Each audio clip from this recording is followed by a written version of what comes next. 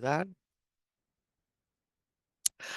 So a good morning, everyone. My name is Mauricio Pita. I am a contractor here at the Commission on the Arts and Humanities for the District of Columbia, and I manage the Arts and Humanities Education projects, as well as the Media Arts Fellowships and some GOS accounts. So I'm letting one more person in. And so it is my pleasure to have you. Thank you for spending your morning with me. Just it's going to be a brief workshop, and I will allocate time for questions.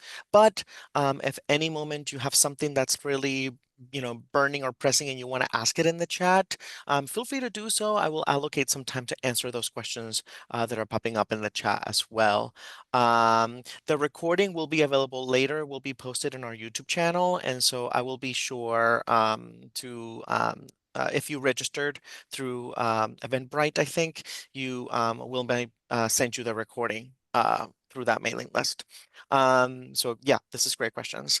So great. So this is sort of the agenda of today. We're going to go and discuss the overview of the Arts and Humanities Education Project guidelines. We're going to be discussing eligibility and allowable costs. Then we'll talk about the application process and some of the mandatory documents. We'll briefly show a bit of the grants portal. We'll discuss some work samples, and then we'll talk about sort of what the review criteria and the process of paneling and making decisions and funding and how that works, including notifications and payments. And then, of course, I'll allocate some time for questions and answers, and I will do that like throughout this presentation. And so the DC Commission on the Arts and Humanities, we are a independent agency. We were established in 1968, and what that means is that even though our sort of executive director is appointed by the mayor, are the decisions that happen at the commission are made internally, and so we get to decide, programs. Of course, this legislation that comes through that we have to obviously abide by, but a lot of the decisions are independent. I'm just gonna make sure that I keep a track on the participants list. It's great. And so, yeah, we're basically the state art agency, even though we're not a state, we should be. We are that agency that supports the arts and humanities in the district. Um, and AHEP is one of our many, many grant programs.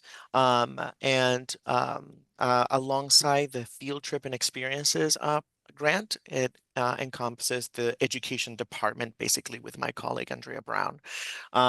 So what are the goals of the Arts and Humanities Education Project? So our goals are to provide high quality arts and humanities experiences, to strengthen the value of an arts and humanities education as a critical component of education, and to support activities that are consistent with local and national learning standards for arts and humanities education. And we'll talk more about that in a minute.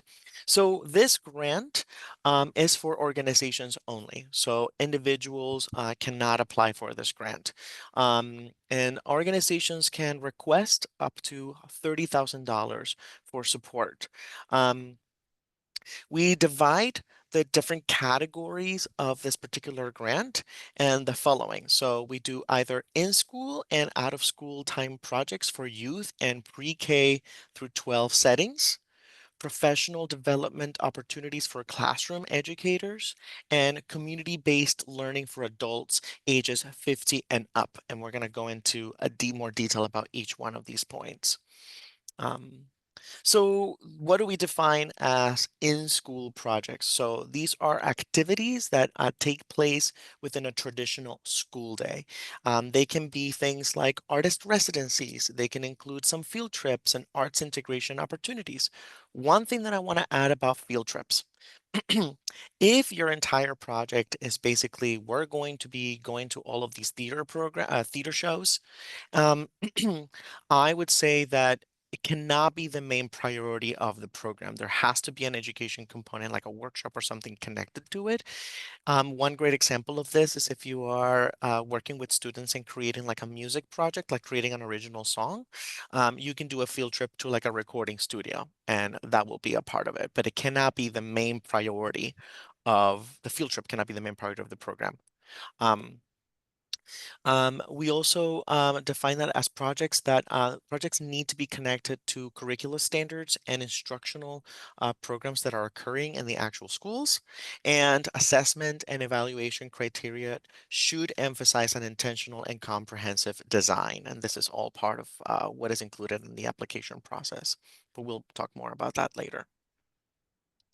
Out of school time, just keeping track of my attendance. Yeah. Um, are activities that are occurring after school, during the weekends, and in the summer. They can happen at school. They usually happen in schools, but they are not facilitated by school staff members. They're usually facilitated by um, uh, arts providers. But they don't necessarily have to be happening in schools, if that makes sense. Um, and priority, of course, is given to programming that engages participants multiple times throughout the year. So if you're doing like a single day workshop on a weekend, that wouldn't be necessarily an arts and education, arts and humanities education project. It wouldn't qualify for it. So multiple times, multiple visits is what we prioritize. Um, both of those, the in-school and out-of-school, are prioritized for pre-K through 12 grades. The only sort of difference and the only program that allows people outside of that age group would be the professional development projects. So these are high quality training opportunities for educators that will enhance their skills in a particular arts discipline, who explore integration of arts instruction with non-arts academic content. Um, and there you can do this with classroom educators, instructional staff, and teaching artists who are serving DCPS and DCPCS, particularly the priorities for public school teachers for them to learn more about how to utilize the arts in the classroom. And last but not least, we have projects for older adults. And these are designed to advance creative aging projects that are using a deeper learning framework. And one of the things that we really prioritize is our activities that take place within senior centers or senior residential facilities, just because they provide with the infrastructure on how to navigate that particular age group and the challenges that come with that. And that as well will help us see that you have identified an older population to serve. Um, so I'm going to stop right here for a second to see if anybody has any questions regarding what I've talked about so far. And also we'll give you a break to have a sip of coffee. Any questions? No? Okay, well, let's move forward. Okay, so who's eligible for the AHEP grant? So it has to be a nonprofit organization with a 501(c)(3) status. You have to be a nonprofit for at least 1 year before you apply to this program. You have to be registered with and authorized to do business in the district. You have to have principal offices located in the District of Columbia. Now, this it's very specific here. We don't accept like PO box addresses in the district. The actual office and the main space has to be located within the District of Columbia.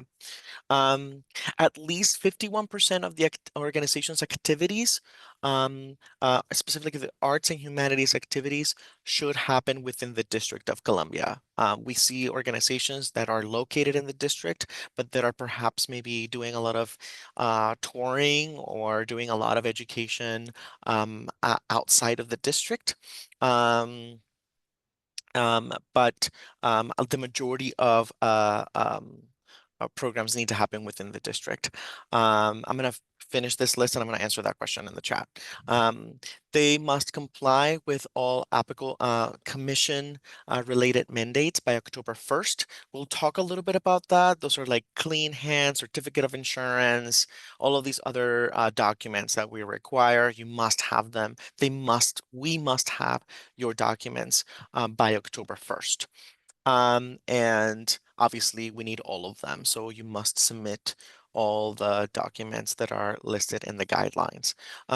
To answer the question of does having a 501c3 fiscal sponsor count for eligibility? Unfortunately, we don't accept fiscal sponsors. The organization itself has to be the one applying and has to be the one receiving the funds and has to be the one executing the work. So great question. Great. So this is sort of like the tricky spot for eligibility. So a lot of organizations have applied for FY26 GOS. That's our General Operating Support Grant. If you are receiving and applying for a GOS award, you may apply to the Arts and Humanities Education Project if you fit these two things. If you are an arts education organization, and if your project scope is completely distinct from any of the projects and programs included in the FY26 GOS application. So let me just explain that a little bit differently. Let's just say you have in the GOS application, you must list a series of projects and programs that the organization does. AHEP is intended to fund either a new project that you're developing that's outside of that scope, or an extension of one of the programs listed. So if you're an arts education organization and you have a group, I'm going to use an example. You have a writing program for middle schoolers. And this writing program, it's an after-school program and it's listed in the GOS. You could apply for AHEP if you're deciding to now include high school students. And so you're saying we need these funds in order to expand the age group of the population, right? So that's one way to look at it. Another way is you want to develop a completely different program. We'll totally accept that. What we want to prevent is double dipping, right? I'm getting funding for this program and this project through the general operating support, and I'm going to extend that funding for that same project. That's not something that would make the organization eligible. Yes, so that is the two things. Those are the questions that I get the most, and we can talk more about that. And so in terms of additional nuance for what can you apply if you are receiving multiple grants through the commission. If you are receiving a general operating support grant, which we call GOS, you may receive one more project grant. So you can receive AHEP, which is the workshop that you're in right now, East Arts, Field Trip Experience, or Public Art. You can only accept one of them. Now, you can apply to more than one of them. You can apply to AHEP and you can apply to East Arts. But at the time of accepting the award, you can only accept one of them. You cannot accept both. And we also allow you to receive a capacity grant, which is a capital project grant, which is for like infrastructure and like things that are permanent. So GOS, one project grant and one CAP grant. And GOS recipients are not eligible for projects, events, and festivals. But if you're not a GOS recipient, you can of course apply to the PEF grant. Great. Any questions on eligibility? Because that's the section that I get the most questions via email. None?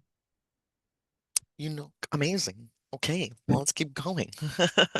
Okay, so you get the award. Congratulations. We can't wait to see what you do. This is what you can spend money on. You can pay salaries for arts and humanities professionals for the nonprofit organization, like your development writer, your executive director, people who are working to make this program happen. You can pay artists and humanities practitioners or consultants, teaching artists, visiting artists, the contractors basically that you're going to be working with to make this project happen. We can help you pay for space rental or fees directly related to the project implementation. Um, Travel and transportation directly related to the project. A field trip to the recording studio for your music program, a visiting artist that you really need to, support, or bring to the DC. I don't know. I'm making that up. Equipment purchases that are directly related to the project and equal to no more than 25%, right? You need microphones and you need the recording equipment for your song that you're going to be producing. Um, we can pay for that, but it cannot exceed 25% of the award. We want most of the funding to be applied to the actual education part of it. And overhead maintenance and administration not exceeding 35% of the grant. What this means, and I want to be specific, is that the people and the staff that are ensuring that the program happens, for example, your development writer, the people who are working on developing this, um, cannot exceed 35% of the grant. We have, just to be more specific, or like indirect costs and overhead costs are not the same thing for us. Indirect costs include things like water and electricity. You can include those, but up to 10%. That's not listed here, but it's up to 10%, unless you have a NICRA letter from the IRS. So that is that. What you cannot pay for is food and beverages. So if you are throwing a pizza party for the students, we cannot pay for the pizza party. Sorry. Tuition or scholarships. Um, Regranting or subgranting for from our fund. So you can't give oh, the student did so well, we're gonna pay for them to go to school. No, can't do that. Um, you're throwing a fundraiser to help, you know, make more money for this program. We cannot pay for that. Debt reduction, equipment that exceeds 25% of the grant award. Now you can get something that's really expensive. You can get something that maybe is a $30,000 speaker. I don't know. But what we can do is just allocate the amount of money to pay for that. Just allocate a percentage of that cost. Um, Expenses not directly related to the execution of the project. Something that happens in a completely different department that has nothing to do with this program, we're not going to pay for it. Um, Temporary or permanent public art projects, we don't pay for those. We actually have a separate grant for that. And so I like recommend looking into it. Operational reserve, we want you to spend this money. Don't keep the money or save the money. And obviously funding for universities, foreign governments, or DC government agencies that include DCPS. So I'm going to pay DCPS to allocate a group of students to work with us. Can't do that. Um, any questions on costs, allowable and unallowable costs?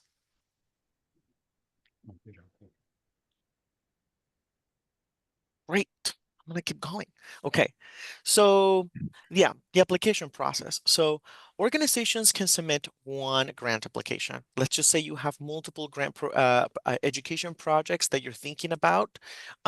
Pick the one that you think is strongest, and apply with that one. Can apply for both and see which one you get. So you have to internally choose the one that you're applying with. Um, and the deadline for the application is on Thursday, June 26th at 10 p.m. Um, and usually a staff member, myself or Andrea will be sort of online just to assist if any technical issues come up through the grants portal until 10 p.m. So that way, you're like, I can't apply, the grants portal is frozen, I can't do it, and it's 9 o'clock and you need to submit it. We'll be there for you. Um, and of course, we don't accept any mailed or emailed or hand-delivered copies of the grant application or a component of an application. So I can't fill it out, I can't sign into the grant portal. I'll just like email it to you. I'll email everything. Unfortunately, it has to be through the grant portal. But we are here to assist with technical needs and to make things happen for you. So don't worry. Great. So this is actually a really good tip, and I want you to really think about this and to take it to heart because it actually usually the issues that we encounter have to do with this. So any of the documents that you have to submit, I recommend putting a separate folder in your desktop or in your system and save them there. like W-9, your work samples. And so take a look at the list of the things that we're required and have them in a separate folder before you submit them. Um, I will show you how to do this. You can download the questions of the application. It'll download in a Word document. And I recommend writing the answers and answering and working on your application outside of the platform. Draft it, change it. Don't edit and draft your application on the platform directly. Do it outside of the platform and then copy and paste it. Um, there is a word count limit in the grants portal, but it won't stop you. Let's say you've reached the limit, it won't cut it off. It will let you continue to write. Okay, so that's something to keep in mind. You can then maybe edit and figure it out, figure out the word count after that. But I really recommend that you draft your responses outside of the platform and then you copy and paste it. That's usually where we encounter the most issues because people will call at 10 p.m. going like, nothing is saved, right? The platform is not perfect.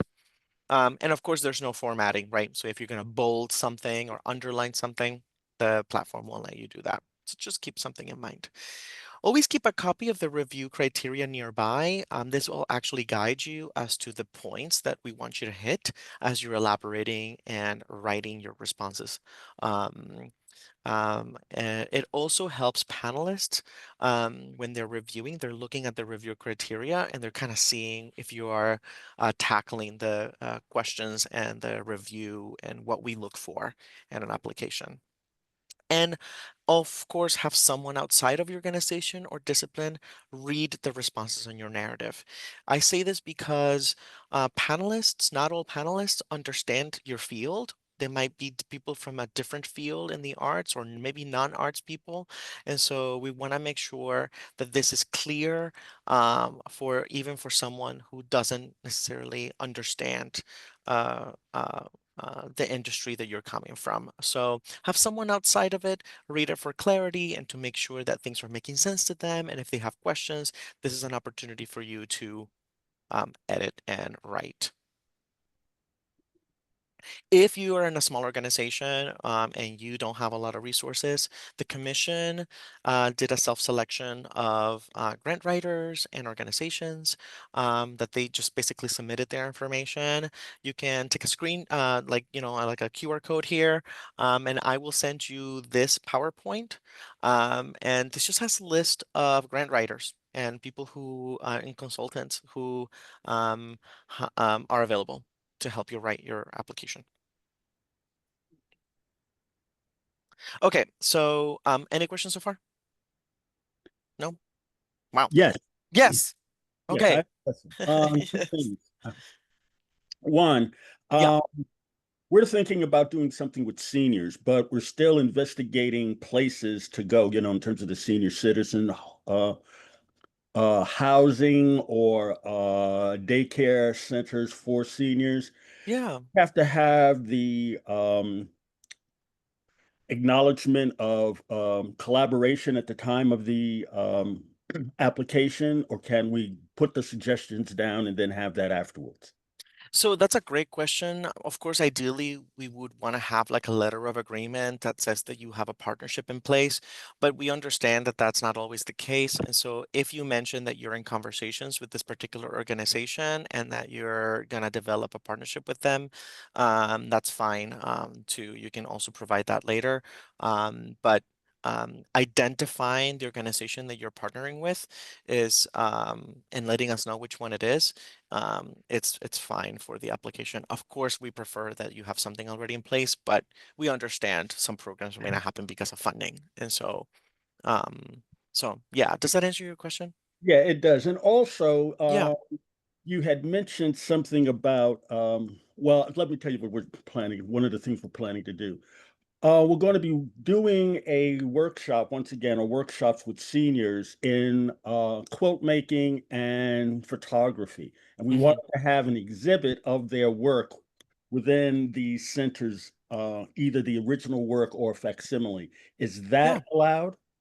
Yeah, of course. A lot of the programs and arts education programs have some sort of presentation at the end of some kind. But yeah, I think that's fine. Okay. And could that also be a like a video or website kind of a thing or an online presentation? Yeah, yeah, of course. Yeah, that sounds, I mean, Okay, good. send me the link when it's Okay. done. Yeah, of course. Yeah, yeah, yeah. Just make sure you have like, this is a side note, but just make sure you have like the release forms and all of that stuff done. But Well, we don't need that. Yeah. okay. All right. Yeah. Yeah, of course. No, this is great. Yes. Yeah, Hello. Pablo. Hi. Hey, Yeah. Sorry. Hello, everyone. Sorry. no, don't be Um, sorry. I have a. So you were saying that in order to be approved, you need to be inside the educational program of the school, no? You need to be contemplated inside the. Let me explain you. So Yeah, what we have been doing, we have been taking musicians to elementary schools in DC, and yeah, we take them to the music class, or we started this year to organize concerts for the kids and the families when they are leaving the school. Just at great. the door, and we do something. Um, we are not, there is not like a class or anything that is a concert. Should we Hmm. be included in the educational program in the school? Do we need something like that? No, no, no. So what this is that, if you're doing something in school, like you don't have to be a part of the school if that's you don't have to be a part of the school. It just has to happen in a school. So you can have an arrangement or an agreement with a specific school that you work with all the time. And let's say I'm going to bring my music concert program to Baloo High School, and I'm going to go there 3 times a month, and I have a partnership with a teacher, and like that's fine. That would be it. But you don't have to be a part of the school system. Does that make sense? Yes, thank Okay. you so Does that much. answer Yeah, your question? it does. Yeah, Thank you okay, so yeah, yeah, much. yeah. Of course, of course. Okay. Yeah, any other questions? These are great, by the way. And I love hearing about the ideas and I love hearing about this. It's kind of my thing. Um, we require a series of documents, and a lot of them you can find them in our website. Um, it's called under grant resources for applicants. You'll find some of the sort of links to get them. So, a balance sheet, the most recent balance sheet for your organization, a certificate of clean hands, which you can get by, I think you have to go to My Tax DC, but I will, um, uh, I'll get you the link in a minute. Um, certificate of insurance, there's specific language that we require, and we have to be the certificate holder as well.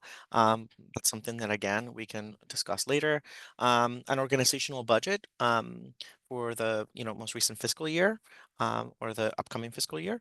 An IRS letter of determination. This helps us see that have been a nonprofit for at least a year. We want the full IRS Form 990 for the most recent one. Usually that's 2023 and more newer. Something that's 2022 and past that, we might ask for a more recent one. Assigned IRS Form W-9, the most recent one is the March 2024 form. You can obviously find that on our website and, on the IRS website.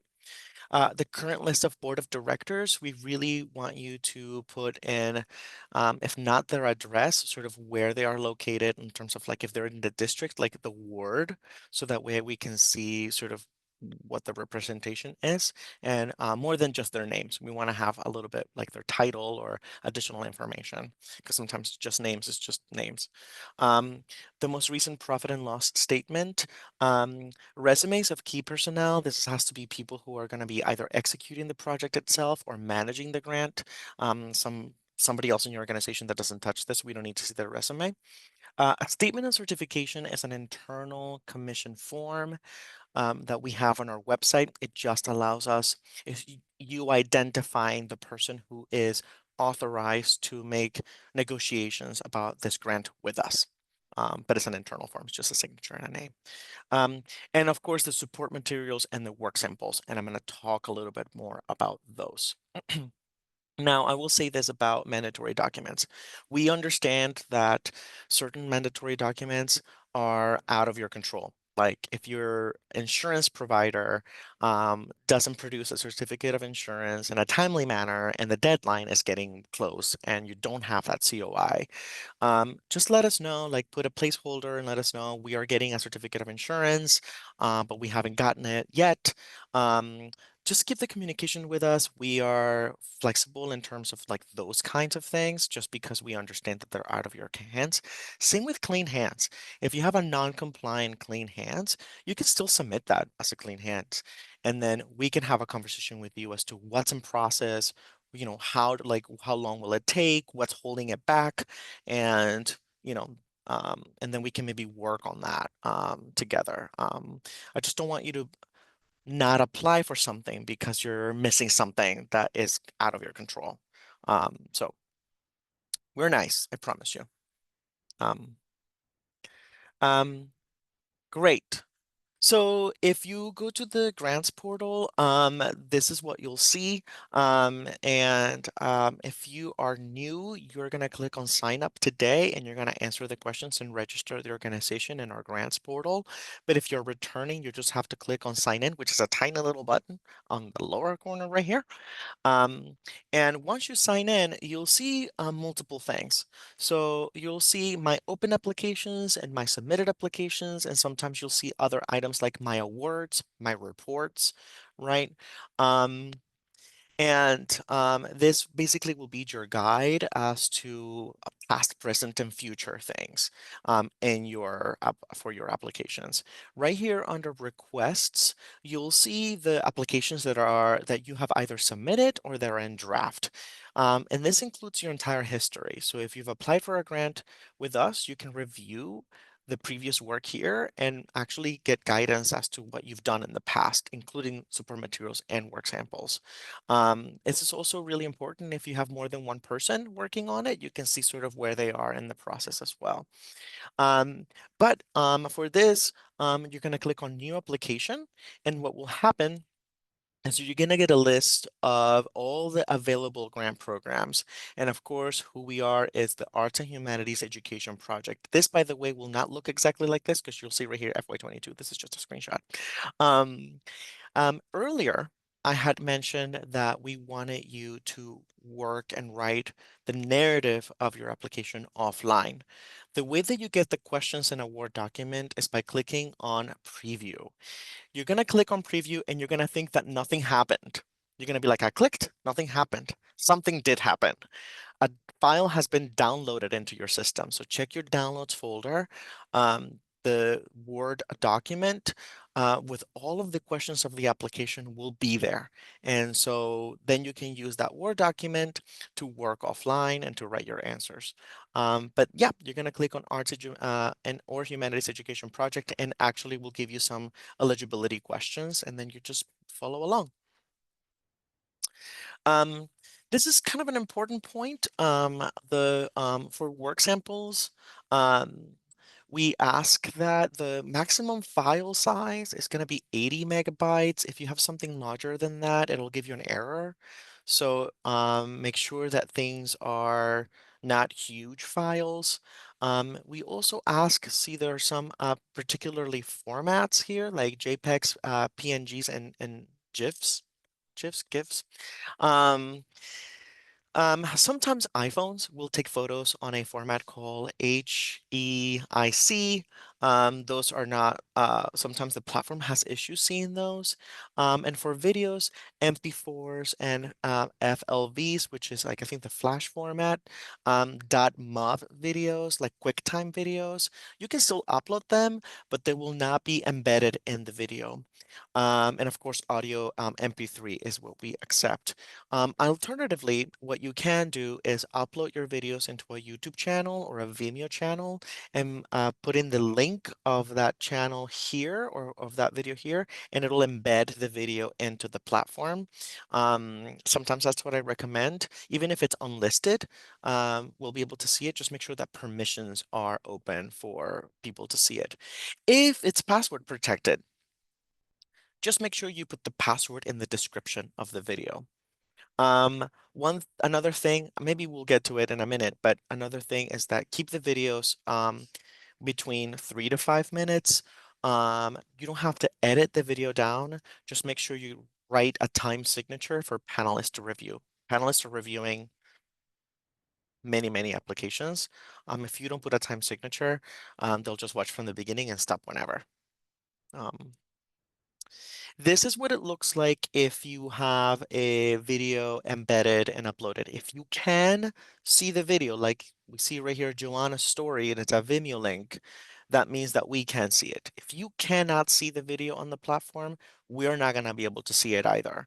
So as you upload videos, make sure, or pictures, make sure that you can see them. If you can't, that's a red flag. You can let us know. We can troubleshoot with you and figure out what's happening and provide answers. But just this sort of what it looks like. Right here on the top, you are, we want you basically to describe the videos that we're watching.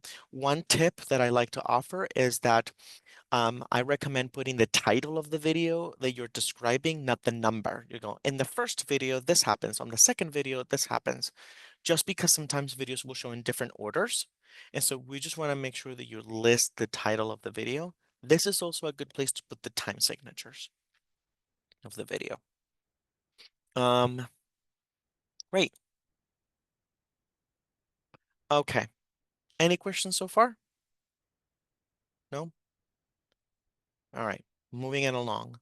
So continuing with the work samples and support materials. So artistic, humanities, and or arts education content may not be older than 3 years old. We want to really prioritize organizations that are actively working in the field. And so be sure that the work samples and the videos that you submit are recent. Um, um, and you don't want to cut it too close. So no more than 3 years is what we accept. It actually could make the application ineligible if you submit a really old work sample. Um, in the file guide to grants, there are more specific guidelines as to what we recommend depending on the discipline of the video. All right. So what is the difference between Thank you, Adam. What is the difference between support materials and work samples? Support materials are basically endorsements or reinforcements to the strength of the application and the discipline. So things like performance review, an exhibition, a letter of recommendation, letters from the parents, a certificate, a syllabi, lesson plans, press, awards, those all can be submitted as supporting materials. A partnership letter with somebody, with an organization that you're working with, can also be submitted as supporting materials. And of course, we want to see the resumes of key artist administration facilitators in the grant activities. One thing that I'll say about this, I know I'm talking a lot and talking really fast. So um, if you have multiple documents and multiple support materials, I really recommend seeing if you can combine them into one single PDF rather than uploading multiple PDFs. Sometimes it won't even let you. So if Adobe, I think, has a feature that lets you organize pages and you can drag in multiple documents and create one single PDF. That's a recommendation. You don't have to, but if you encounter that issue, let me know, and I'm happy to support you in the tech of it. All right, so what is the review? I'm hoping that it move fast so I can get like 10 minutes for questions and for a conversation. Arts, humanities, and arts education content, it's a 40% of the weight of the application. So things like the syllabi, the lesson plans, the work samples that demonstrate high artistic and humanities standards within their discipline. So we want to see that you demonstrate knowledge of the standards of the education standards and practices. We want to see that you have the right personnel that has the experience to implement this work, that the activities are ensuring engagement with the students and with the participants through comprehensive lessons, and that the goals of these activities are appropriate for the grade levels and abilities for the participants that you're hoping to engage with. IDEA is something that there's been a lot of conversations. The commission is committed to continuing to prioritize IDEA. We value that at 20%. And so what we really want to ensure is that you are committed to demonstrating that you are engaging with participants and that you ensure equity and access through cultural, socioeconomic, geographical, physical, intellectual ability. And how this program is designed, that is basically in consideration of the needs of those participants. We want to make sure that everyone has access and that everyone is included in this program. And then, of course, district impact and evaluation. We want to and see that the program has the ability to reach a reasonable number of DCPS and DCPCS students, staff, and older adults, depending on the population that you're targeting, and that you have appropriate evaluation methods that can ensure the impact and effectiveness of the participants. And of course, we want to make sure that you're enriching the community of students and teaching artists and educators and adults. So when it comes to assessment, we want to see that there's both the quantitative and the qualitative assessments. So this is usually happens during reporting and as well as you are developing your program. So a qualitative example would be Lucy came in and she was so shy, and then after this program, she's now so confident and such a superstar. She's talking to everybody, right? Like that is a qualitative statement. Quantitative statement is numbers and measurables that we really value that. So 10% of the students reported X, Y, and Z at the beginning. Now we have a 50% of that same number at the end. Numbers can help us really understand the impact of the program. So yeah, so some examples of this as needs assessment, pre and post testing, which I just gave you an example of, formative, observational, and summative assessments that utilize mixed methods is really encouraged, like portfolio assessments and focus groups as well. And last but not least, something that we value is organizational management. This is why we ask for a lot of the financial documents, is that we want to see that the organization has the skills to manage a project of the scale and to be able to deliver high quality programming. So the budget has to be detailed, accurate, feasible, and it has to be directly related to the activities in the grant. And we want to make sure that the staff that you have is using appropriate methods to monitor and track expenditures. We'll talk more about that in a minute. Well, okay. Trying to make this fast. Okay. So the review process. So once you submit your application, the staff will vet the application for eligibility and compliance. So we just make sure that the documents are good, that we see if anything's missing, we'll be in contact with you if anything is missing, and that the narrative forms are complete. And we just want to make sure that the application is in good shape, meaning that you've submitted what we require. Then after we do and go through that process, we create a panel. Where panelists will pre-score the application and then we'll meet um, one day to discuss and determine the final scores for this application. This is one puzzle of the funding. And this usually takes throughout the summer, all of these panels. Um, and then after that summer is done and we've gone through all of the paneling and review process, we notify the applicants about their results around October 1st, usually around that first week, depending on what we found. This is why sometimes we require that documents come through the October 1st. Sometimes we're waiting for one thing or another thing. And so October 1st is usually when we notify the letter of intent. That does not mean that you're going to get the funds on October 2nd. or October 10th. Just want to be clear that this is just our letter of intent. We intend to give you money. Because sometimes we're waiting on other things, budget and documents.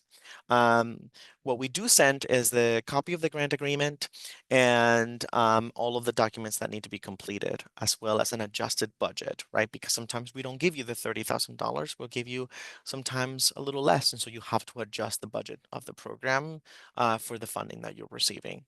And of course, the date of the payment disbursement changes depending on funding and, of course, the completion of the documents. We monitor the programs. If you are receiving more than 12,500, you have to file an interim report. It happens sometimes around April. This is a narrative in a financial report. If your award is less than that amount, you only have to do one final report. We may also do site visits just to see the program in process. This is not to like be policing you, but this is more to be a partner in this process with you. We want to see the work that we are a part of. You know, we want to see the students. And of course, we'll be in correspondence with you via email and phone calls just to check in, just to see how the program is going. And of course, all the reports must be done by October of 2026. The date is to be determined, but by then the program must be sort of completed. Great. Questions? We've gone through a lot of information, so I just want to make sure that I'm now allocating. Great, it's 11:51. Perfect. I have like 9 minutes, like perfect timing. I did go really fast. I have a question in the chat. If approved, can we apply allowable expenses to grant monies between the time when the application is submitted and when it's approved? Yes.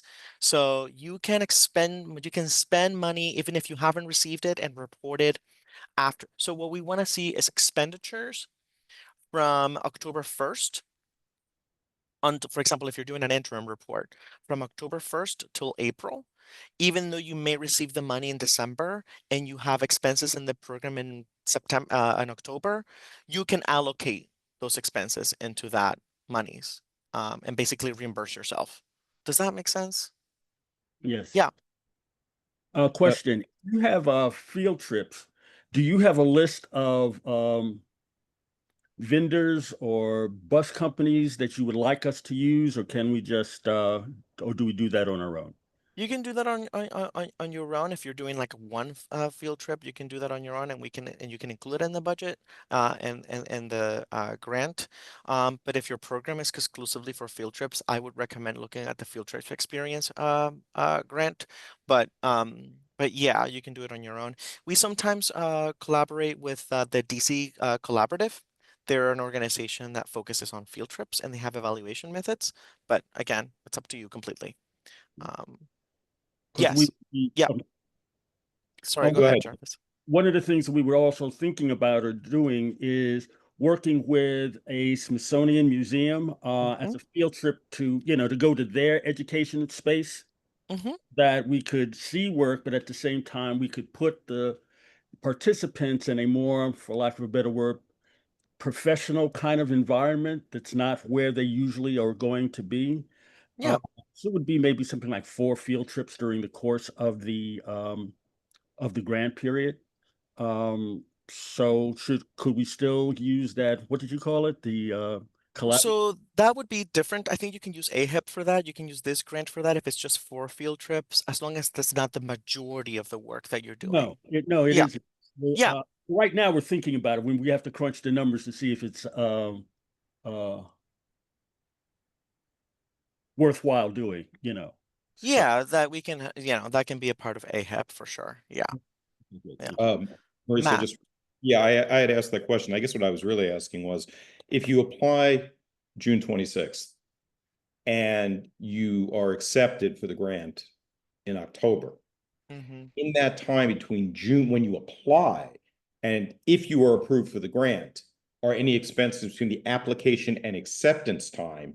I mean, obviously you're taking a risk if you apply, you might not get the grant, then you'd be out your own money, or the nonprofits. No, because that's a different fiscal year. Okay. So our fiscal year starts October 1st. And so it cannot. Yeah. So we're looking at fiscal year 2026, which starts October 1st and ends September 30th of the following year. So yeah, it's all expenses after October 1st. Gotcha. Yeah. Yeah. Yeah. Thank Great you. question though. Great question. Yeah. So if you have a summer program, it would be for the following year. Yeah. Yeah. I got you. Yeah. Yeah. Any other questions?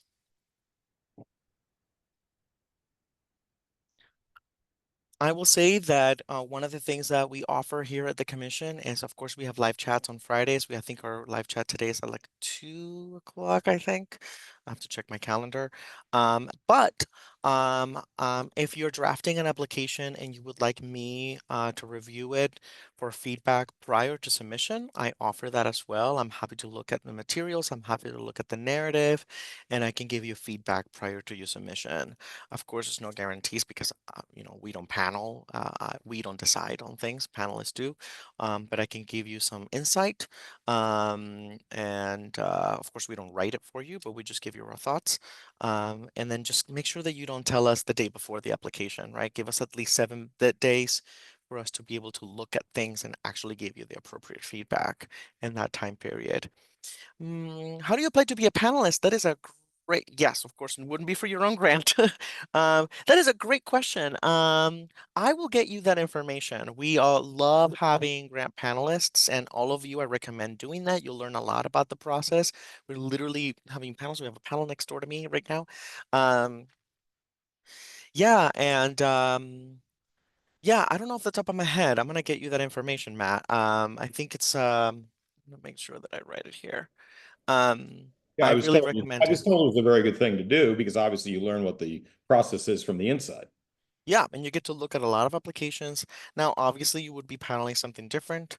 Um, just writing it down. Thank Yeah, you. yeah, no, this is great. I love that. We're always looking for panelists, people that are willing to review these applications. And panelists usually review about 20 applications. And the panel processes, a panel day is basically all day. It's like from like 10 to like, depending on how long it goes, like 3 or 4 p.m. in the afternoon. But you review all the materials and you get to really be impactful in the decision making. So yeah, I really recommend it. It's a huge learning experience. Thank you. Yeah. Any other questions? One other question. Yeah. Uh, and that is, I know for the, you have educational standards for the kids, the younger students, K to 12. Now, I personally have given online workshops through PEF Mm-hmm. grants. Mm-hmm. And I'm just going on, my basic knowledge of doing curriculum and lesson plans. So Yeah. there's you don't really need to make any reference to DCPS standards or anything like that, do you? For AHEP, we do ask that. For participants who are 50 plus. That is why we request and ask that you sort of partner with the senior center or with a community center that works with that population because they have a better understanding of the standards. Obviously, they're not going to be standards of learning in the Mm. same way, but that's why one of the reasons why we really encourage partnering with community organizations that work with that population, because that's what I mean about having the infrastructure that can support the experience of aging that the population is working with. You don't necessarily have to be an expert on it, but if you partner with one, that might be the role that they play in this program. Okay. So work with them, and that way you can have a stronger application. Yeah. Okay, thanks. Yeah, no, thank you. That's a great question. Uh, yeah. Can an applicant receive a copy of an outstanding proposal from a previous grant year? You mean for your own grant? Meaning, like, did you receive a grant from a previous year and you want a copy of it? I don't know if I'm following the question. I'm sorry. Yeah, that's the question. Yeah.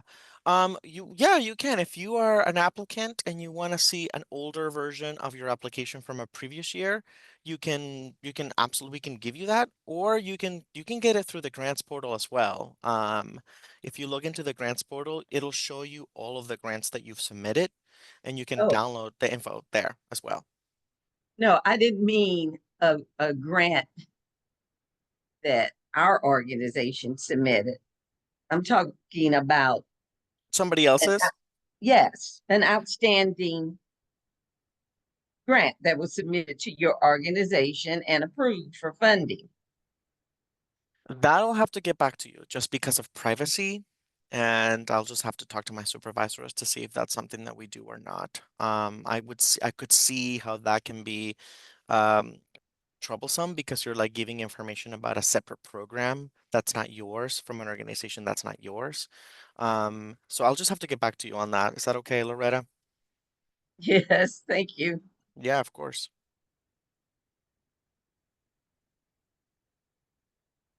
I'm gonna write down my email address in the chat. I know you have it on the screen, but if you want to copy and paste it, um, again, I'm available to answer questions. I'm here to support. I also can schedule an appointment with you, like a 30-minute chat, if you are having a project idea, and you want to see if it's a good fit. If it isn't a good fit, I can help you. I can guide you to a different grant program that we might offer that might be a better fit for that project. And so, um, I can sort of help you navigate some of that as well, or assist you in navigating that. Um, yeah, yeah, Pablo. I think you mentioned that this is being recorded. How can we access the Good. material? Sorry. Yeah, so I will my colleague who just like popped in into the meeting. After this meeting is done, it'll be uploaded into the YouTube channel. And so what we'll do is that if you registered through the Eventbrite, I think it was, we'll send you the link to the video. And then I'll include the slides as well, of the PowerPoint, so you can have them as well. Great question. Thank It you, is, Mauricio. yeah, no, my pleasure. It Mhm. is 12:02. I don't want to take up more of your time. Um, but you're free to go. But I'll stay here for like a minute or two if anybody has any last minute like one-on-one questions that you want to ask me. Happy to answer those. But thank you so much for coming. Appreciate you. Have a great weekend, everybody. And I'm gonna stop recording now.